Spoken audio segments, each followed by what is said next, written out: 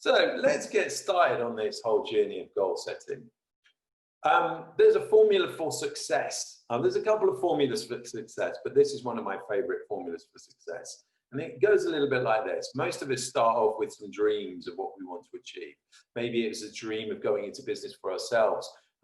Maybe it was that we didn't like working for somebody else and we dreamed of working for ourselves. Maybe it was about financial freedom. Maybe it was about financial independence or even financial opulence. In other words, we went into business dreaming about being wealthy and having a really amazing lifestyle. Maybe our dreams were more about what we can give back to the world. I don't know what your dreams were when you first started in business, but I'm sure that you had them. Now, usually when we turn those dreams into a goal, then we now make them specific and we make them measurable and we put a time frame behind them. And that's what we're really going to be talking about today, goal setting. So the next stage of this formula for success is about goal setting.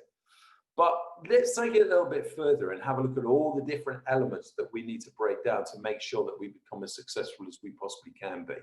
Because the challenge that I find with a lot of people when they set themselves goals is they set themselves goals based on what they currently know. And that could be a very limiting goal. Because if you knew everything you needed to know in order to be as successful as you wanted to be, what would stop you from being as successful as you wanted to be?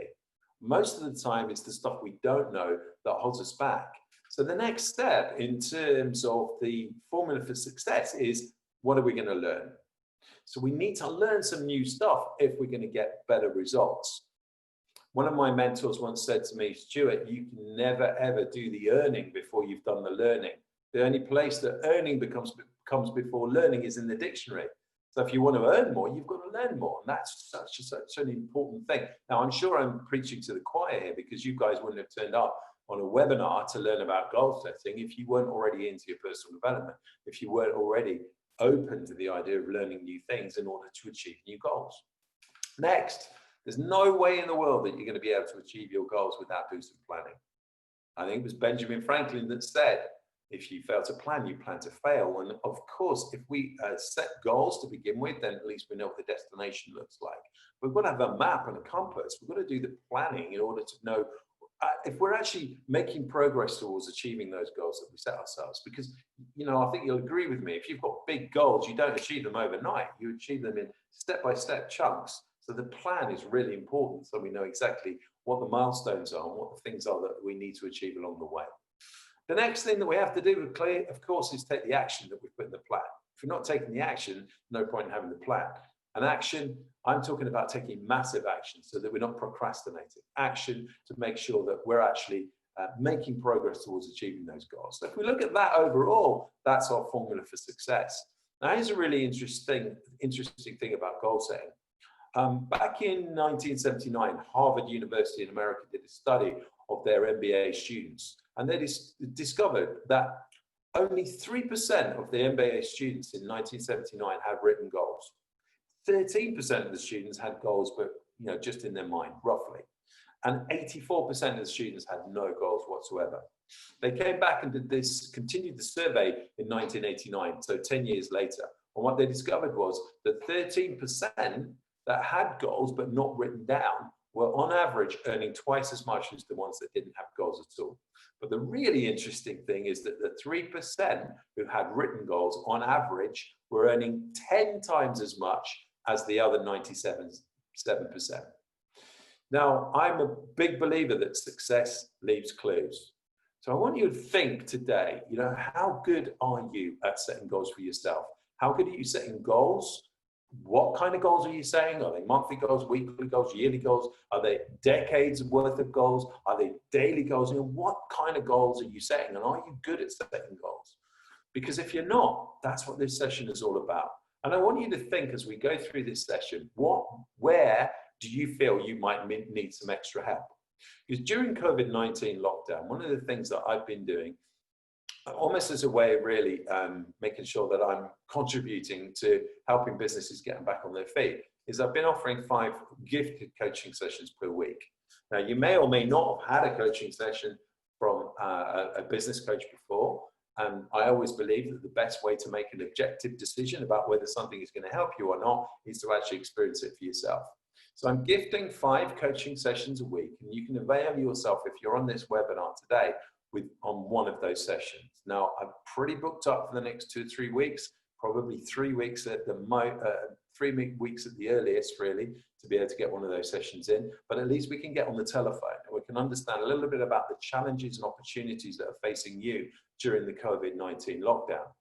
And I'm going to offer those sessions to you as well as part of this webinar today. So if you go through this webinar and you start thinking about areas that you think you would like some help on, then write those areas down, and maybe those will be the areas that we will pick up on when we have our session together. Now, we will follow you up after this. So obviously, if you want to have a think about it, but it's a bit of a no-brainer. It's a gifted session. And if you're not currently working with a coach, then I'm really, really happy to oblige for that gifted session and help you. Okay, so let's carry on. In your chat box, why don't people set goals? So we've just discovered that, that Harvard University said that 97% of people don't have written goals. If that is true, the world out, then in your chat box, give me the reason. Why do you think people don't set goals?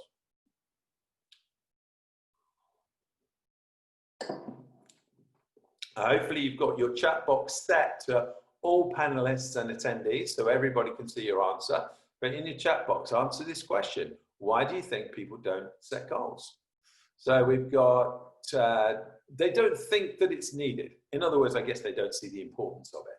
They're not clear about what they want, where they're going. They're comfortable with where they already are. I struggle to know the difference between a goal and a task. They have a rough idea in their head and they're happy to be busy. That's a really good point. Actually, yeah. Sometimes the whole facade of busyness makes us feel like we're actually achieving something.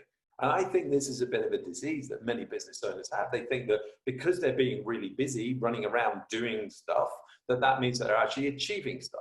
But you know what? Unless we actually get off that hamster wheel and have a look at where we actually want to go and how we're actually going to get there and what do we need to learn in order to get there, and the actions that we actually need to take that aren't on the hamster wheel that will get us to where we want to get to, then what's the effect of being on a hamster wheel? You go nowhere, right? So absolutely think that's a very, very important point.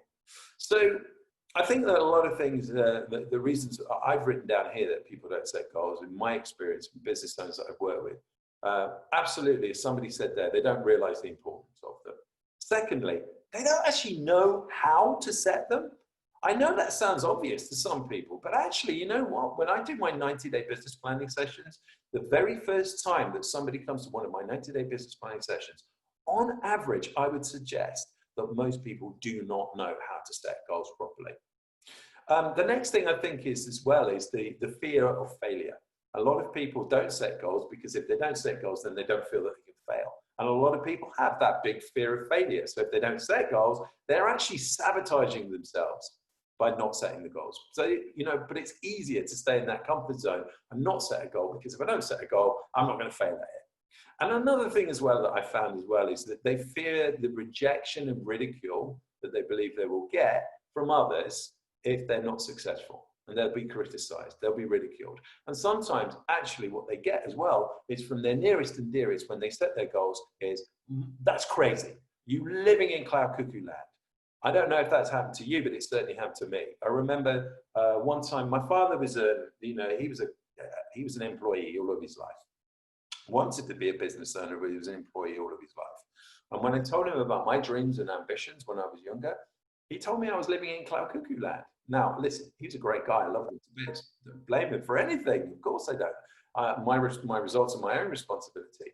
But certainly, that did have an effect on me because, a significant person like your father telling you that your goals and dreams and ambitions are too big, well, of course that's going to have an effect on you.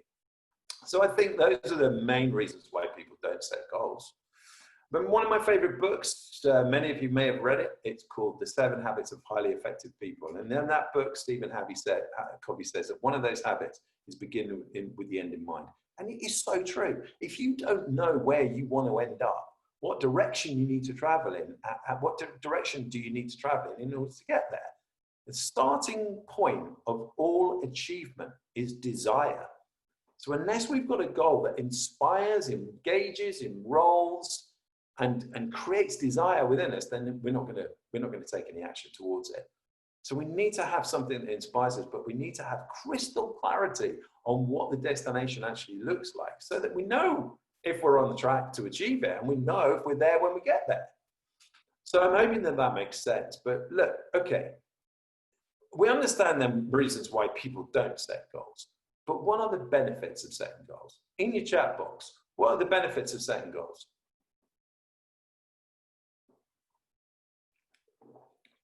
Focus, that's the number one thing. Fantastic, thank you for that. Gives you direction and focus. Clarity, absolutely. What else, guys? Come on. To have something to work towards, exactly. It gives you movement and momentum, something to work towards. If you're written down, you're more likely to do it. You can relax and get on with it. Absolutely, all of these are valid points as well. But look, I think one of the things that we need to also remember is it's not just about what you do, it's also about the person you become. That's another reason for setting great goals. The ultimate purpose of all human action is the achievement of personal happiness. I'm sure you'll agree. You know, all of us, ultimately, if you ask people, what is it that you really want? They're going to say, I want to be happy. Happiness requires goals. Setting goals, working towards them day by day, and ultimately achieving them is the key to happiness in life. Goals give you a sense of meaning, a sense of purpose, and a sense of direction. Invest whatever time that is required to make sure that you understand and become absolutely clear about what your goals are and how you can best achieve those goals. The greater your clarity is about your true goals, the more of your potential you will unleash as a human being. And to unleash that full potential, you should make a habit of daily goal setting. And that's the only time that a habit actually can really be called a habit, in my opinion, is if it's happening daily. The things that we do daily are what we really call a habit, or certainly on a real frequent basis, okay? So setting goals daily, if you're looking at those long-term goals, fantastic, but you're never going to achieve those long-term goals without the daily goals. So some of the most important goals that you set yourself are going to be the daily ones. Remember, it's not just what you do in life that helps you to become successful. If the results that you're looking for, in other words, the goals that you're setting for yourself is the have, in other words, the result, the formula for achieving those things is a combination or a multiplication of what you do, but also who you become. And who you become is a result of your skills, your beliefs, your values, your identity. And ultimately, all of that is shaped by the environment that you find yourself in. So if we go to values, maybe my father's values were all around hard work. They were all around go to university, go out and get a job, and that's how you become successful. Not don't go to university, start your own business with no money, and work your way to the top, which is how I managed to achieve the success that I've achieved in my life. But his frame of reference wasn't about that. His values were different. So sometimes we need to go really deep and start looking at the values and tweaking the beliefs in order for us to be able to get a different perspective on what can be achieved. Because if we set goals by what we already know, by our current set of beliefs, and potentially by the values that we've been brought up with in the environment that we've been in, we may limit our goals. And I find that a lot of people do limit their goals. And these are the sorts of things that we have to unpick as coaches to help people move forward with not just what they need to do, but also the mindset that they need to develop in order to be a really high performer. If that's making sense, please raise your hand. Fantastic, for most of you.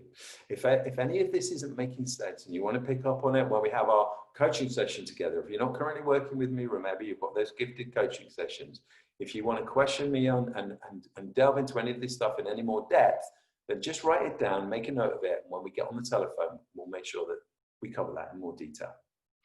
So, the power of focus. And one of the areas that we said that gives goals are really powerful for are giving us that focus. Those people who truly succeed and achieve fulfillment have three things in common. Number one, the starting point. They know exactly what they want. They know exactly what the goal is, the overarching goal or the overarching goals. Secondly, They know why they want it. A goal without purpose is hollow. If you have a written goal and you can't give me a really detailed paragraph as to why you want to achieve that goal, then it's not really a goal at all, okay? It has to be a deep, meaningful connection to why you want to achieve that thing in the first place. This is why sometimes setting goals around the subject of money can be a hollow thing. It maybe doesn't give you enough emotional connection and purpose to actually achieve that particular goal. Sometimes people set goals, financial goals, just for the sake of it. One of my favorite books is a book called The 7 Strategies for Wealth and Happiness by a guy called Jim Rohn. And he talked about the goal of becoming a millionaire. The goal of becoming a millionaire may be hollow, but he said that one of the reasons why people should set that goal is because of what it will make of them to achieve it. Imagine what you would have to do and who you would have to become to achieve the goal of becoming a millionaire. Now, let's be honest, you know, this guy was writing books back in the 60s. Becoming a millionaire may not be that big of a stretch goal for many people these days. Maybe the next goal is a billionaire or a multi-millionaire. But it's not about the money, because money isn't necessarily a motivator. Money is a facilitator. There's an emotional connection to the things that money can do for you, the time that it will buy you, the pleasures that you can achieve, the lifestyle that you can achieve, the security, the certainty, whatever the boxes are that need ticking for you. The purpose is the most important thing. If the goal has no purpose behind it, hardly likely that you're going to be able to achieve it. It probably only happened by accident. The next thing, the third thing that these people have in common is that they know what it will take. They know what sacrifices they need to make. They know what actions they need to take, and they know the person that they need to become. And they put it into an action plan. So a goal without a plan, again, hollow thing, no point in having it. If you're not sure about planning, come to my planning webinar. We'll teach you all about planning. If you're not sure about planning, come to my planning day at the end of this month. We'll get you your first 90-day plan. But the most important thing for me about regularly doing a business plan with somebody who's teaching you planning is you become better and better and better at the skill of planning. Because planning in itself is a skill. I see it happen all the time. The first plan that people do with me is usually a mediocre kind of plan. But by the third or fourth plan they do with me, their plans are so good they're almost predicting the future. That's what I'm looking for you. So maybe you need to get better at planning. Write that down if that's an area of improvement for you. Okay, so who already knows what the reticular activating system is? Raise your hands if you do. Raise your hand if you do.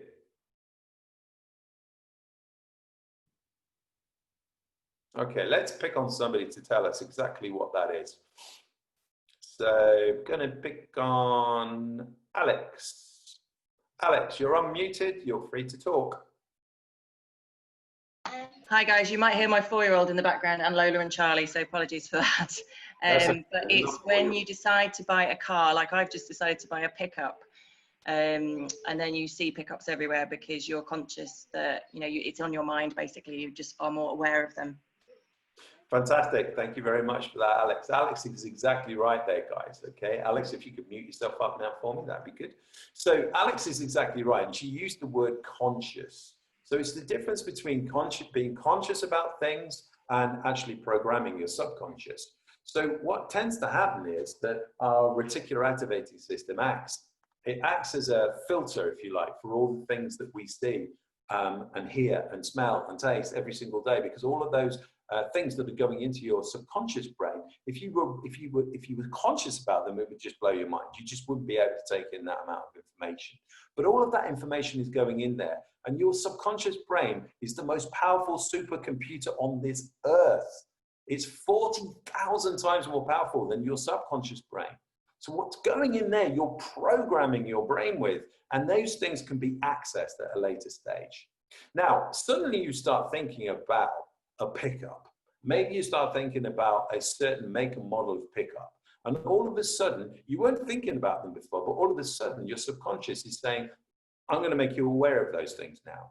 So all of a sudden, everywhere you go, you seem to see these pickups all the time. Now, they were already there. The universe didn't suddenly put them there in front of you because you were thinking about a pickup. They were already there. You just didn't notice them before.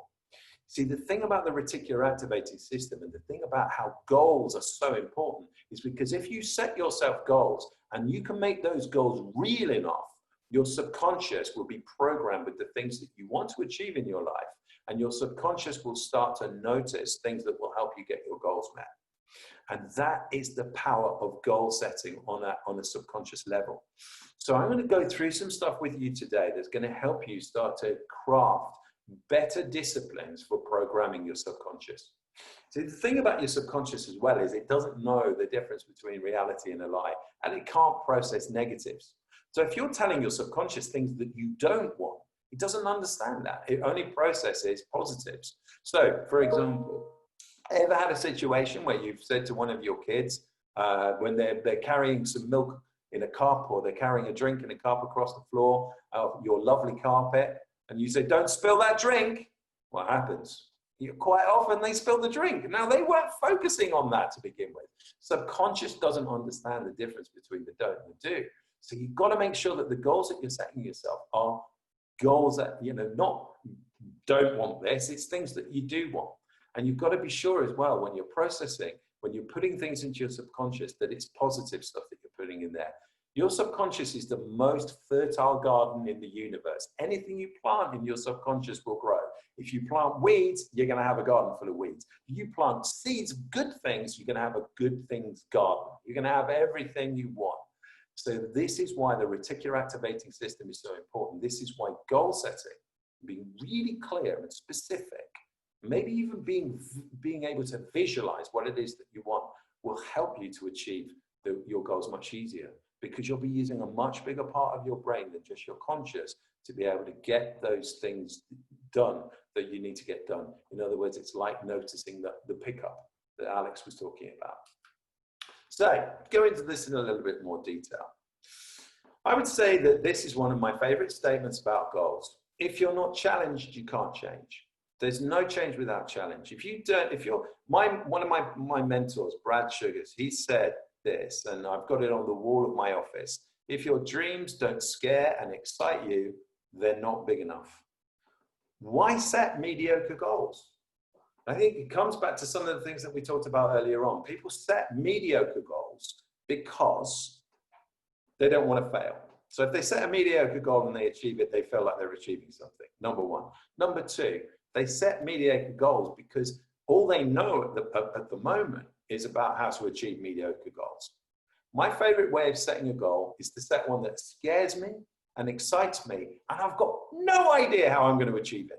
So if you come to my office, you'll see on the wall of my office, my goal for the next 10 years is to help 10,000 business owners become financially free. Now that's a huge goal, I'm sure you'll agree. And I had no idea when I set out on this journey how I was going to achieve it.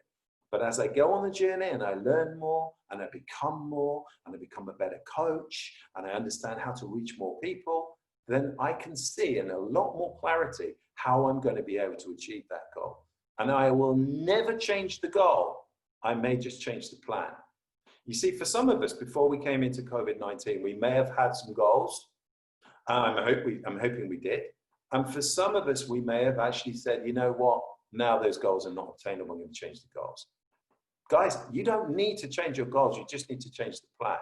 If you have a purpose and you are emotionally wedded to that goal, there's no reason for you to change the goal.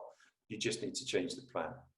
So the other reasons why people set mediocre goals, as we said earlier on, fear of failure, fear of ridicule. They don't believe that they're good enough. You see, another thing that one of my favorite authors, Jim Rohn, said is never wish your life was easier, wish you were better. If you don't feel you're good enough to achieve the goals that you really want to achieve now, hey, that's okay. All you need to do is commit to get better. Here's a piece of information for you that may be helpful for you. There is enough information free on the internet for you to be as successful as you choose to be. It's available free on the internet. Anything you need to know to be as successful as you choose to be is already out there. It's your choice as to whether you access it. It's your choice as to whether you do the learning for the stuff that you need to do in order to help you achieve your goals or not. So who has already set themselves what I might call, I can't remember, Jim Alampi, I think, was the first time I heard this expression, a BHAG, big, hairy, audacious goal. Raise your hands if you've got one. First person to put the hand up was Fiona Conway. So I'm just gonna, I think Fiona, you're self-muted. So if you could unmute yourself.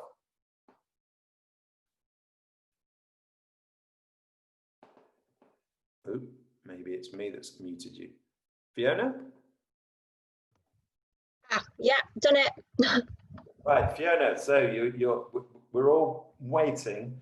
Are you happy to share your BHAG with us, like I just shared my BHAG? My big goal. Your big, hairy, audacious goal. I mean, is it big? I think so, yeah. I'd like to have a house built in 5 years' time. Fantastic. And do you know, what do you know about this house? Do you know, in how much detail do you know what this house is going to look like, where it's going to be? I have a file full of clippings from magazines.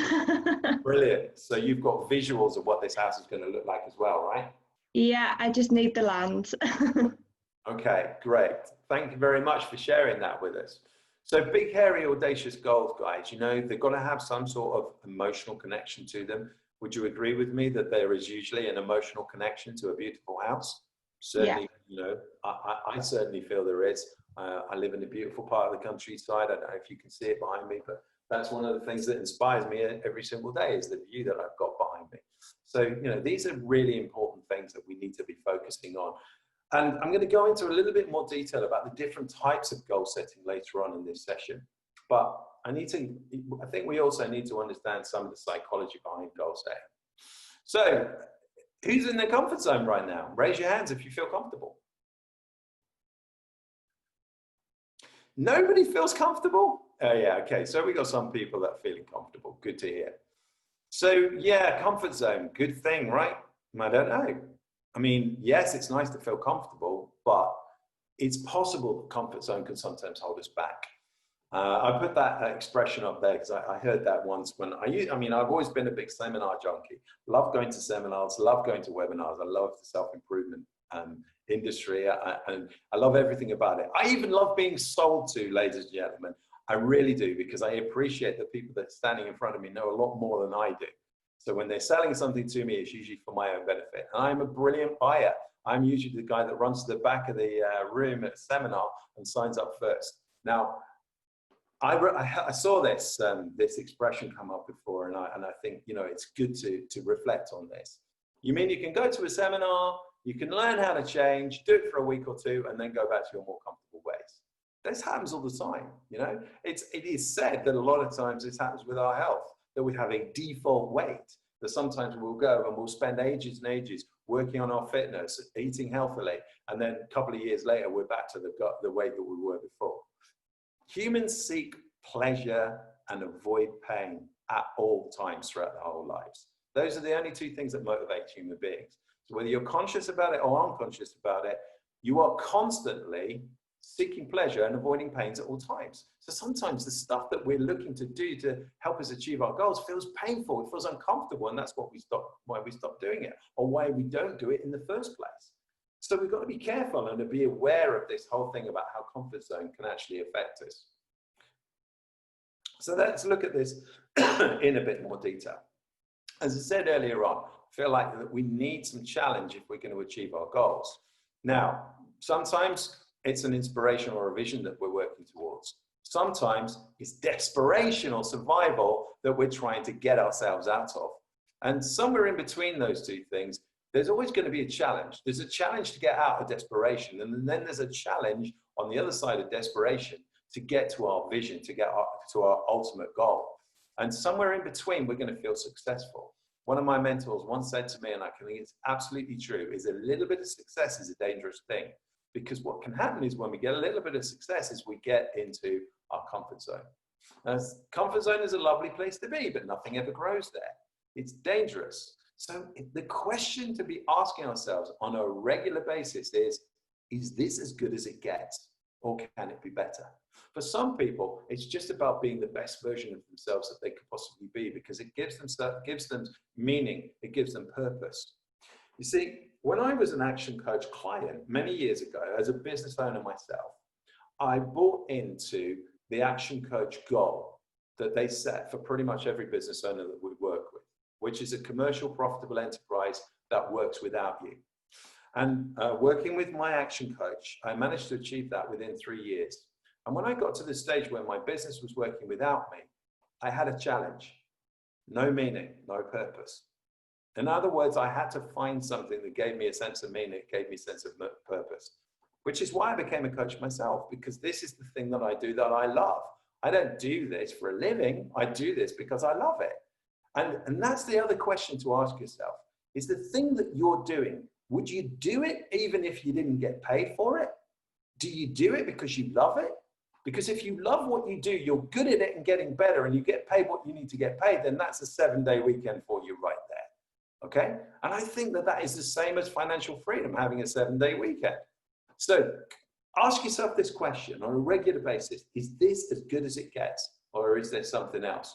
Because if you're not aiming, if you're not striving towards something, then you can quickly lose purpose and meaning within your life. So let's talk about this having goals thing. Let's talk about the be, the do, and the have of achieving goals, because unless we understand that, we're maybe missing part of this formula. So we start off with this inspiration or this vision. And as I said earlier on, you know, part of the goal setting exercise needs to be validating the strength of that goal in the first place, which is why I've called it an inspiration or a vision. See, motivation will come and go, but drive lasts forever. If you're driven towards something, it's never going to change. It doesn't matter if there's a pandemic, you will still keep the inspiration and the vision at the top of your mind, because that's the thing that keeps you going. That's the thing that gives you purpose. Now, in order to have that, you've got to have a strong why. You've got to have a really good reason why. If you still haven't read the book, Start With Why by Simon Sinek, then start with that. Read that book, or go onto the TED Talk that he did, where 17-minute TED Talk. I think it's titled "How Great Leaders Inspire Great Vision," and it's all about starting with why. If you don't have that deep inner connection, that deep connection, emotional connection with your goals, it's not likely that they're going to happen. So we've got to have that why. Now, our thoughts, both negative and positive, on a day-to-day basis, they affect a lot of what we do. And it works like this. The thought usually you start with the thought that usually creates an emotion within you. The emotion usually creates a physical response, which can be both positive and negative. And by the way, if you reverse this, a physical response in a heartbeat can change your emotion. Think about a time when maybe you've been feeling a little bit down, or you've been thinking about something, you've been lost in your thoughts, and then all of a sudden you're about to cross a road and a car races past you at 70 miles an hour. It wakes you up in a heartbeat and suddenly changes your state. Okay? You might need to change your underpants too, but hey, it changes your state. You know that as well as I do. And you can change your state in a heartbeat with a physical action. Try running and being depressed, sprinting and being depressed. That doesn't work. So this thing can be reversed as well, but usually the way this works is the thought leads to an emotion, the emotion leads to a physical response, the physical response leads to an action that we take, and the action then goes back in that circle of thoughts. Now, that is a day-to-day thing that we usually get into, and we can sometimes get stuck into a pattern there, and a pattern becomes a habit. And we can have habits that are both positive and negative as well, and these habits are our repeated behaviors. So we need to be conscious about what we're doing on autopilot and how those things are serving us. I'm going to give you another great book to read. It's called Atomic Habits by James Clear. Amazing book. Raise your hand if you read the book. Nobody. Oh my goodness. It's a brilliant book. I promise you, you will not regret it. Things that, you know, success is also about doing good things repeatedly. So what your habits are, you know, the things that you do repeatedly on a day-to-day basis will help you achieve success. Success doesn't happen in one big chunk. It's the aggregation of marginal gains. So if you read a book like Atomic Habits, it helps you to develop the right kind of habits that you then develop into autopilot that will help you become successful. Then over here, we've got the stuff that we do, the actual activity that we put in, the nuts and bolts of our day-to-day. So over here, we've got the results, the have. Over here, we've got the do. Everything on this side is who we actually become. So our mindset, which is why as a coach, I tend to spend an awful lot of my time on more transformational type mindset stuff with my one-to-one clients and my group coaching clients than I do on the transactional stuff, which is teaching them how to do stuff or mentoring them on systems and processes that will help them with their businesses. I think that unless you're working on both of those sides of the coin, then you're going to be missing a trick. Because as I said earlier on, the formula for success is be multiplied by do equals have, not just do equals have. Great. Now, remember, this is a cycle. So it gets better and better and better. But if you remember that this is a cycle and you work on all of these elements, then surely you're going to be more successful. So here's the thing. What about long-range goals? Because a lot of us, I find the goals that we're setting ourselves are not necessarily long-range goals. So long-range goals for me are more like 10 or 5-year goals. Raise your hand if you have written 10 or 5-year goals.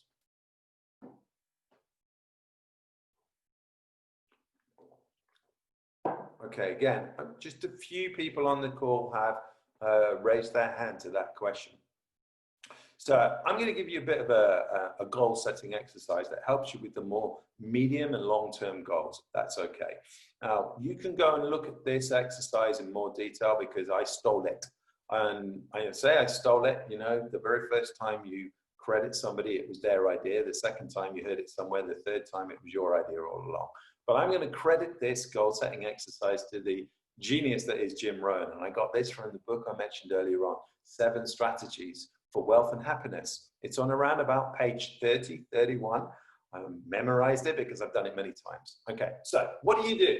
What you do is you answer these 6 fundamental questions with 50 written goals, and you don't stop until you've got 50. Really important that you do this properly, by the way. If you don't do this properly, it isn't going to work. You have to start off with a large funnel with lots and lots of goals in there so that we can gradually work it down to the ones that are the most important to you. So write this down. Here are the, you might want to take a screenshot of this, or actually we're going to send you the slides later. So if you miss this, you can pick it up later. Here are the 6 fundamental questions to ask about medium-term and long-range goals. What do I want to do? Who do I want to be, or what do I want to be? What do I want to have? Now that could be possessions, it could be material things, but you know, just create a shopping list. Okay, this is fun, by the way, doing this stuff. What do I want to see? Where do I want to go? What would I like to share? Imagine that you had the inborn ability to achieve any goal that you could set for yourself. What would you really want to be? What would you really want to have? And what would you really want to do? Okay, I want you to imagine that you could not fail. What are the goals that would you be setting for yourself now? If you knew you couldn't fail, what goals would you be setting for yourself? I was working with a new client the other day, and we had the conversation, and he was talking about, you know, sometimes the fantasies that him and his wife would have over what would they spend the Euro Millions 54 million jackpot on. This is the kind of stuff I'm talking about when you're talking about the have.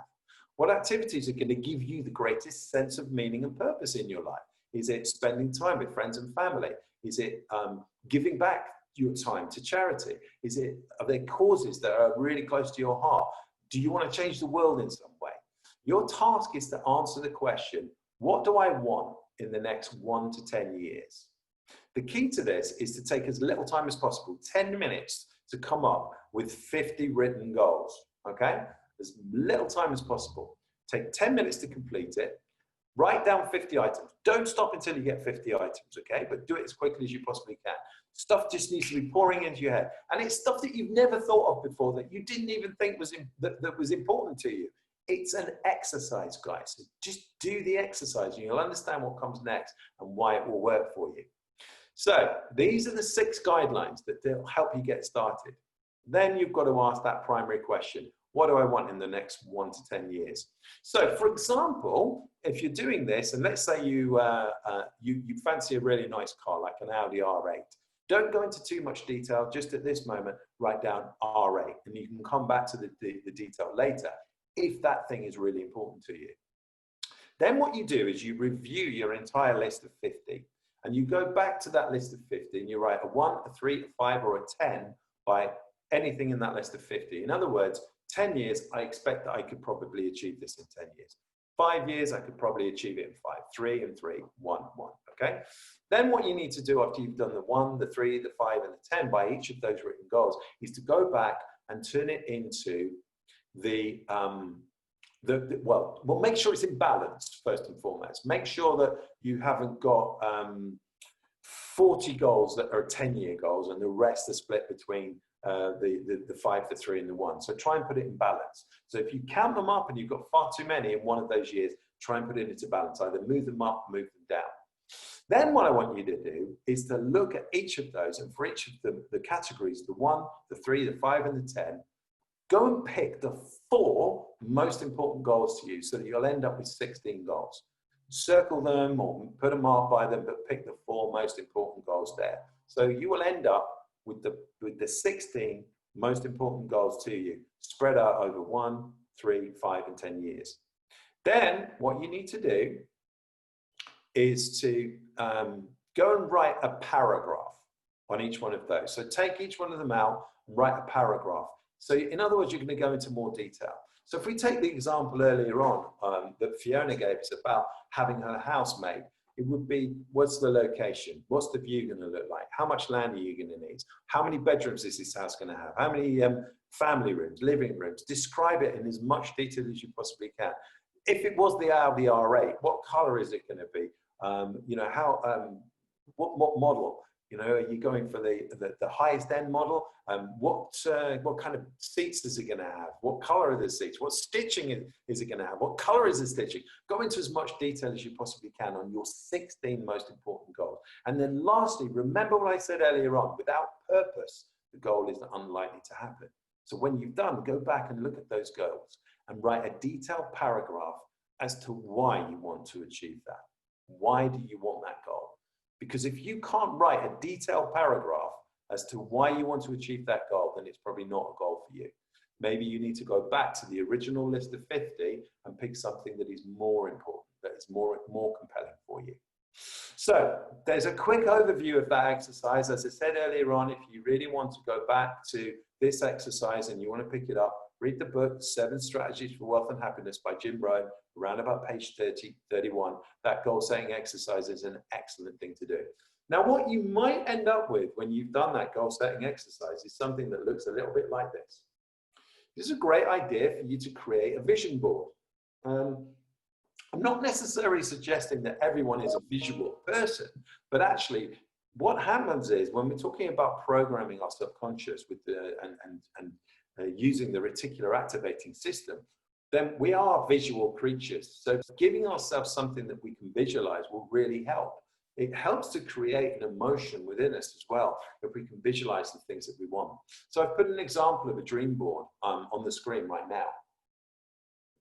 By the way, raise your hand if you already have a dream board. Okay, let me just unmute Linda for a second. Linda, where are you? Hey, Linda. Hi. Hi, how are you doing? Yeah, good, thank you. Yeah, good, thanks. So tell us about your dream board. What does it look like? Where is it? How often do you look at it? Well, that's a really good question. It actually sitting in the spare bedroom. I was sort of thinking, yeah, I should probably update it. But every time I look at it, I go, yep, those things are still on there. They're still, because they're so big and hairy. They'll take, a lot of them will take a lifetime, but some of them have already been done. And it's all about kind of the journey that I'm on, helping people to be healthier and happier and enjoying life and all those good things. But it's about what's happening in my life as well. So how do I make that in my life and how do I make that for other people? And one of the things when I did this exercise was really interesting. It brought out, I've normally worked with women, and when I did it, I sort of just did it out of capturing pictures and sticking them, you know, putting them all out. And I ended up with more men sort of access coming onto it. And that was weird. I kind of looked at it and I still look at it and go, don't know about that. But that said, a good 50% of my clients are men. So it probably has happened without me. So that's how it works on your subconscious, because my conscious was going woman. when I did the exercise, men popped up, and actually a lot of my clients are men. So it's a weird thing how your brain does funny things. Yeah, you sometimes think, you know, how did that actually happen? But it's probably your subconscious that was making it happen for you. Yeah. Can I ask you then, on a practical level, what does your dream board look like? Did you create a physical board and you stuck lots of pictures on it? Fiona said earlier on she's got a file of cuttings. Is that what you've got? Yeah. So it's an A3 size, and literally just it was an exercise we did on a weekend retreat, I think, or maybe it was when I did my coach training. I don't know. It was at some point, and we just had a bunch of magazines, and we were like, I don't know, a few of us there, and we were just cutting out pictures or words that meant something to us, and then sort of gathering them up and putting them into themes. And it was really interesting because when you consciously think of things, this is what you were talking about earlier, you limit yourself. And when you stop putting those limits on and you start looking at how big and hairy could it get, it's really interesting what comes out. And so I was just gathering pictures and words and put them all down, and you kind of sit back and look at it and go, I can see why that relates, but that, I don't know what that's about. I'd love it, but really, you sort of, you start doubting yourself. But then, you know, like you say, you just keep looking at it and it starts coming up. I mean, on here, you've got Knighted for charity work, and you look at that and go, well, where would I even start? What am I, you know, start with small steps. Lots of small steps make a big change.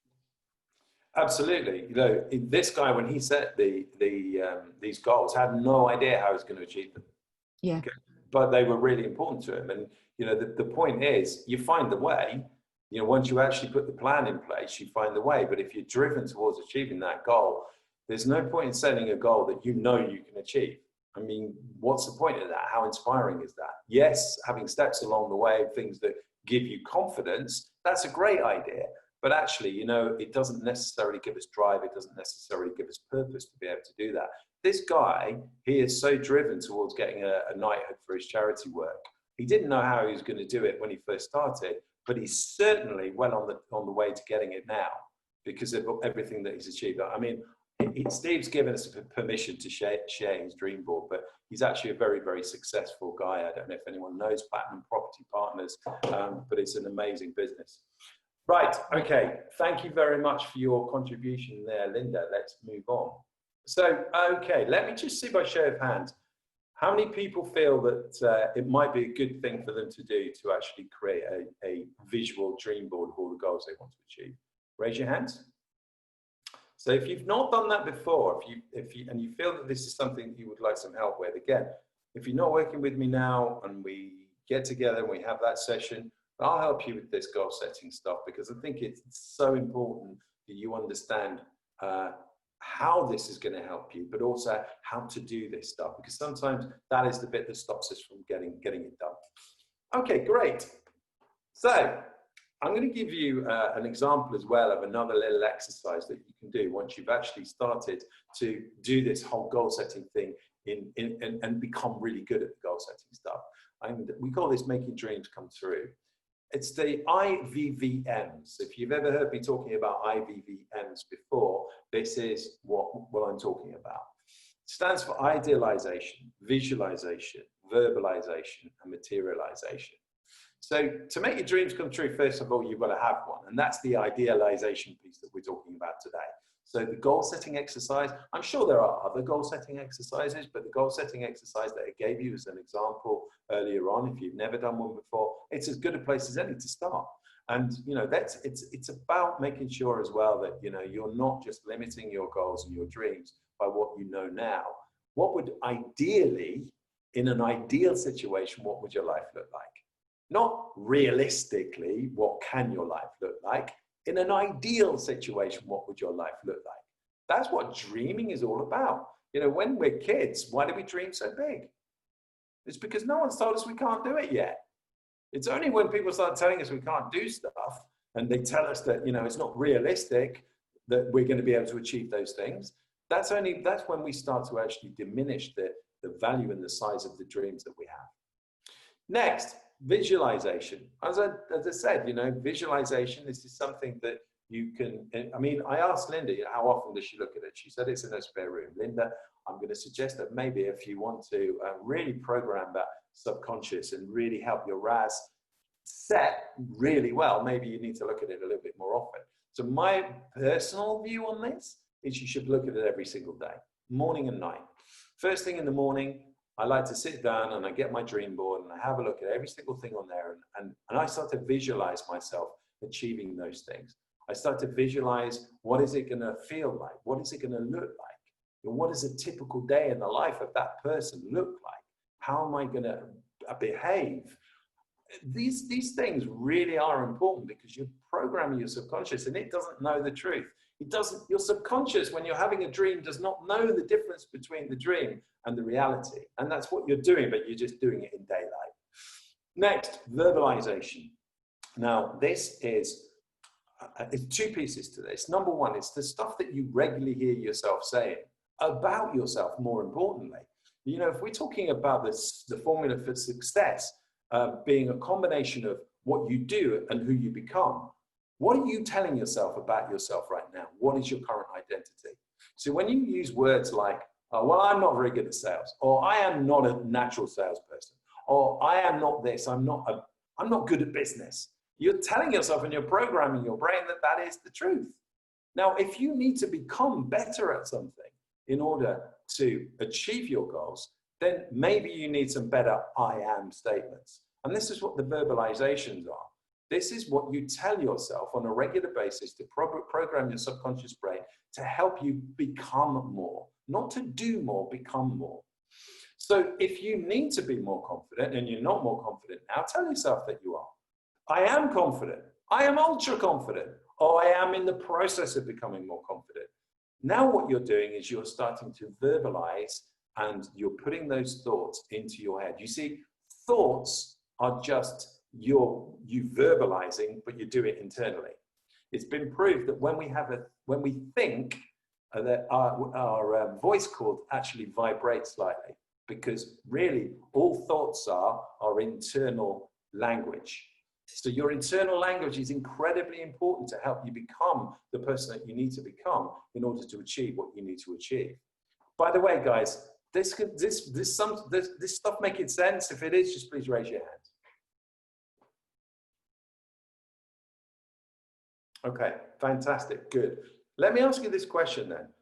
Can I ask anybody on the call at the moment to raise their hand if they actually do have affirmations that they currently use? Who already uses affirmations or uses I am statements or verbalizes to help them program their subconscious? Okay, I'm going to pick on Joe Wilson because this is something that very few people actually do. And you guys are actually, you are representative of most people I talk to because they don't usually do this stuff. So let's have a look and speak to Joe. Joe?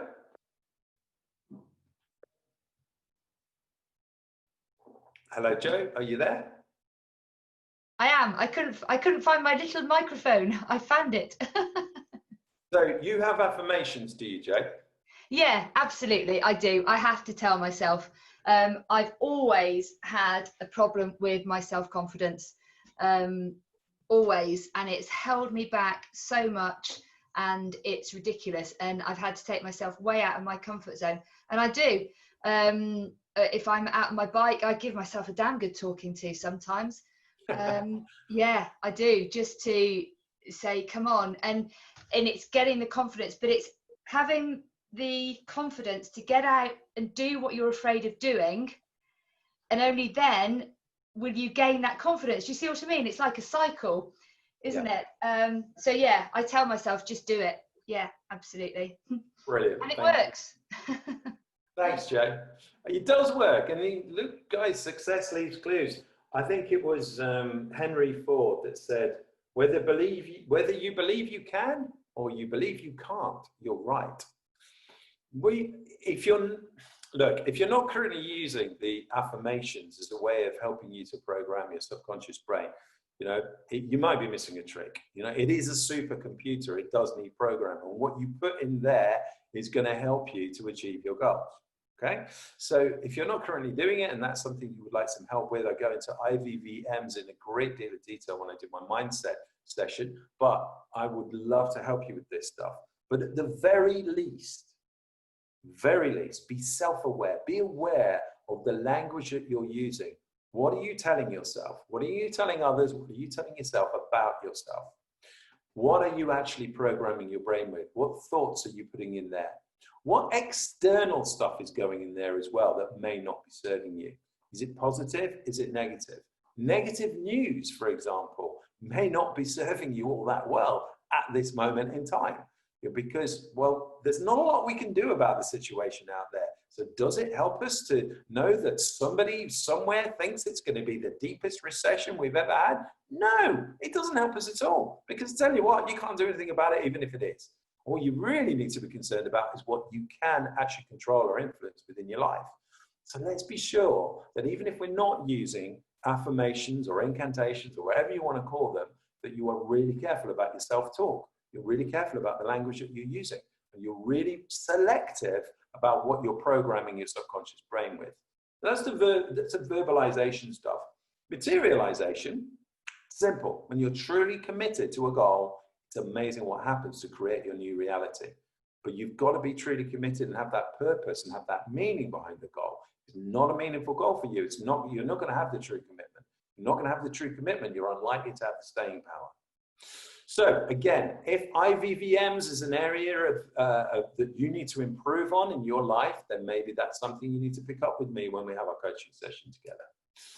Okay, so here are my top tips. 12 ways to reach your goals. Number 1, work with an achievement partner.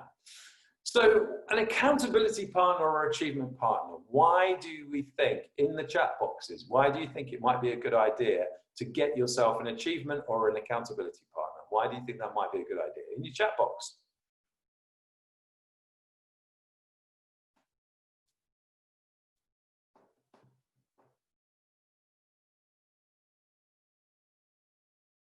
They make sure you do need to do. They will challenge you. Absolutely. It's, you know what? Human beings are really good at giving ourselves the easy ride. We're really good at giving ourselves a let off. If you've got somebody else who's holding you accountable, you're far less likely to let somebody else down.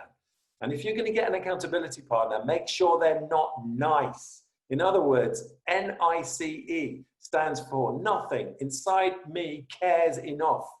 See, if you get yourself a nice accountability partner, they're probably just going to tell you what you want to hear. All right? They love you, they care about you, so they just tell you what you want to hear. Get someone who's going to be brutally honest with you and give you the truth and hold your ass to the wire to make sure that you get the things done that you need to get done. Orientate your life around the entire goal.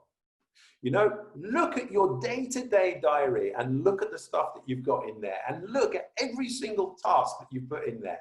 Does that get you one step closer to your goal, or does it leave you where you are, or does it actually detract you and move you one step further away? Be really, really brutal about this stuff. If stuff is going in your diary that doesn't get you one step closer towards your goal, what the hell is the point of it being there in the first place? It's either something that you don't do or you delegate to somebody else in my book, okay? Tweak the goal so that it inspires you. As I said earlier on, when you're doing that goal setting exercise, if it's not an inspiring goal for you, it's not going to happen. There's no emotional connection to it. Why would it happen? Human beings do the stuff that is getting them closer to a vision of something better and moving away from the pain that they're currently in. Those are the only two things that motivate human beings.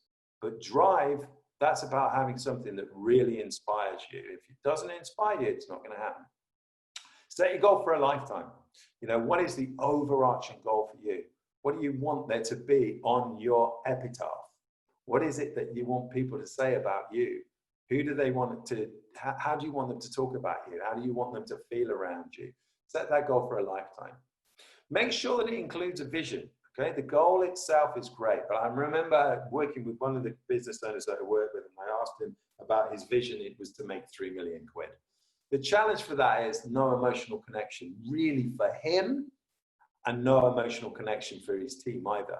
So if it doesn't include a vision of what you actually want to achieve, that you can actually visualize and it's tangible for you, then it's not gonna happen. Set yourself goals that express your values as well. So in other words, you know, what is it that about you, your values, your purpose, what's important to you, the things that you hold to be important or your values. If your goals are in alignment with those values, they're much more likely to happen. Next, eliminate delay in your life. Procrastination kills things. You know, it always seems like a great idea at the time, and then we tend to get around to it. Okay? There's no such thing as around to it.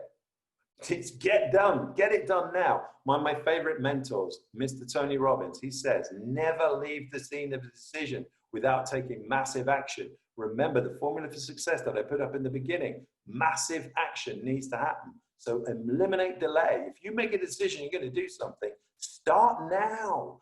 Don't leave it. The procrastination means that you will give that thing a half-life. In other words, tomorrow it's half as important as it was today.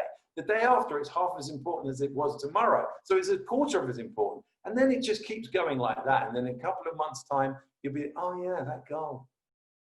It's gone.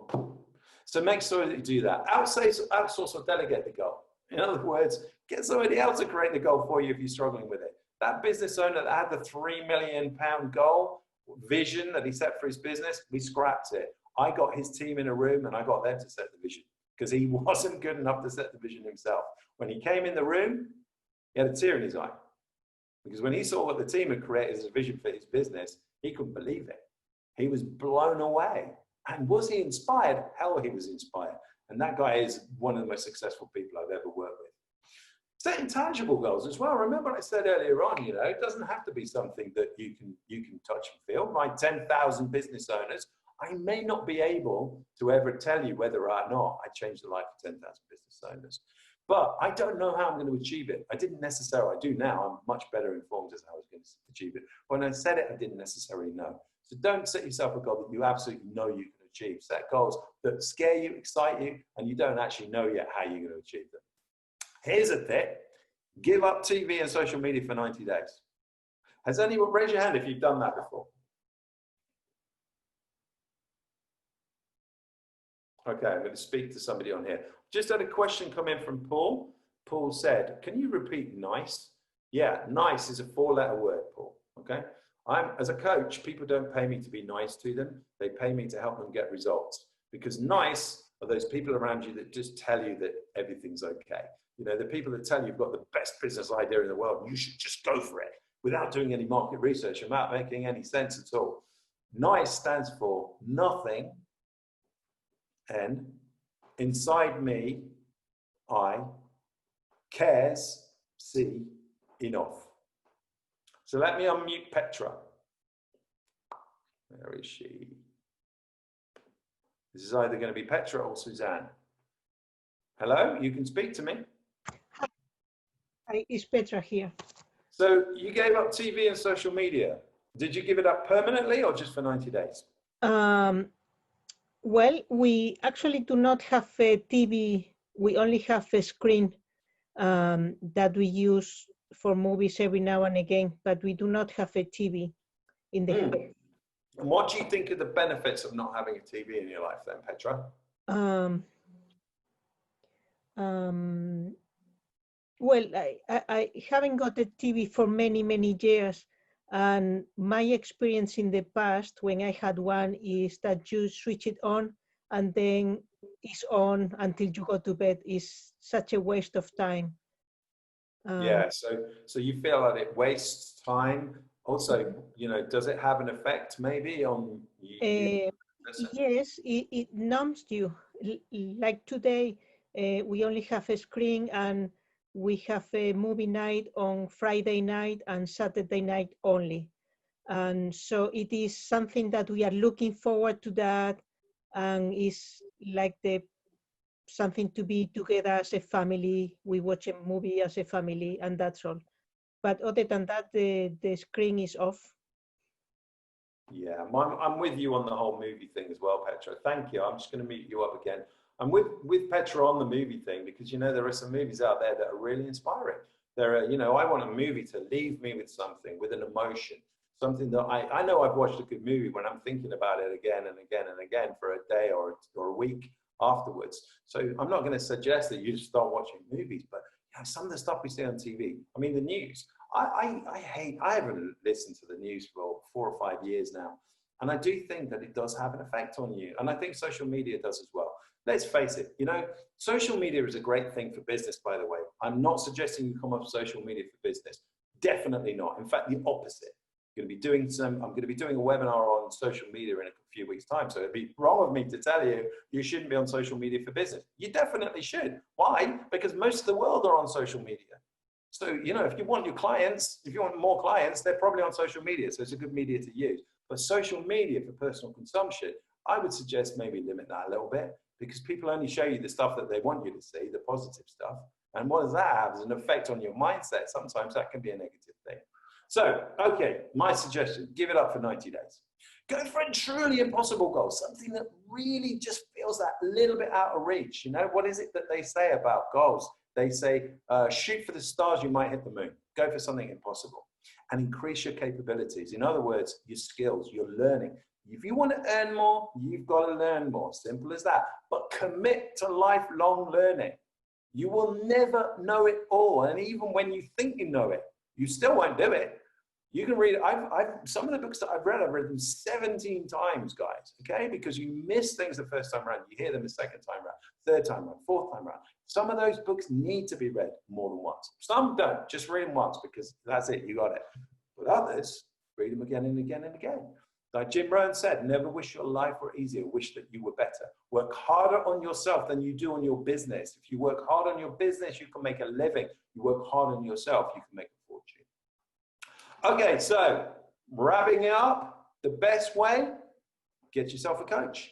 Now, okay, it's my belief because this changed my life and I'm changing other people's lives. So it's only a belief. But my belief is you are much more likely to achieve your goals with somebody in your camp who is holding your ass to the wire, who has been down your path before, who can mentor you, who can teach you, who can get the very best out of you so you can become more and do the right things in the right order.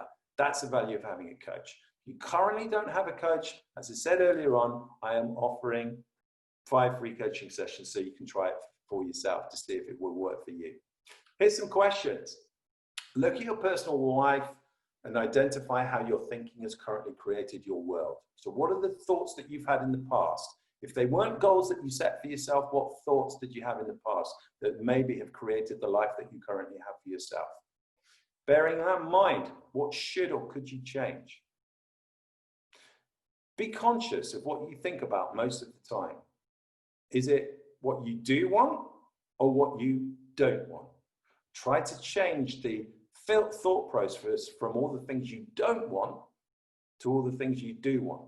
That will help you program your subconscious in a much more positive way.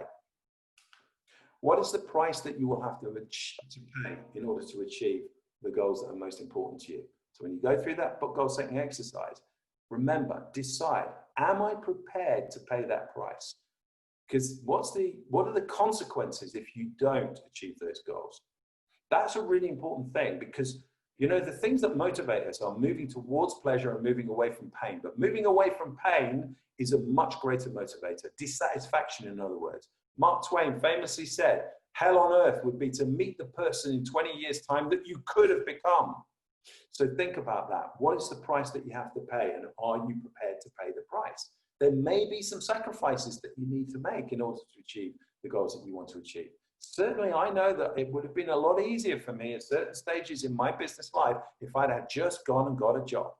But I set myself a goal in the very beginning at the age of 21 that I would never work for anybody else. And that is the goal that I held true all the way through my life. Then when I set the goal to have a commercial profitable enterprise, a business that worked without me with 6-figure profits, that goal at the time seemed untenable. I didn't know how I was going to achieve it. My coach showed me how to achieve it and I achieved it. Way quicker than I would have done if I didn't have a coach, by the way. So think about it. What is the price that you're prepared to pay? Is it important enough to you? Because you were going to have to invest money, you're going to have to invest time, effort, energy in order to achieve these things. And you have to decide, are they worth it? Okay, and what one action should you take immediately as a result of your answers to these questions? So I want you to have a think about that for a second or two. What's one thing only that you're going to do differently as a result of this webinar here today in your thought process, the current thoughts, the current feelings that you've got, one thing that you're going to do differently? In the chat box, what's one thing that you're going to do differently, that you're going to commit to? Remember, don't delay, don't procrastinate. Decide you're going to do something and take massive action. Right, in your chat box for me, please. I want the feedback right now. What's one thing that you're going to do differently?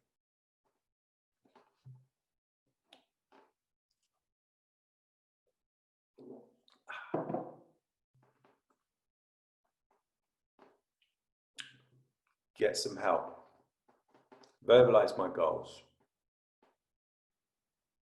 Good idea, Fiona. Verbalize your goals and tell other people about them as well. It's really good when you make public declaration of what your goals are going to be. That's a great way of making sure that you get your goals met.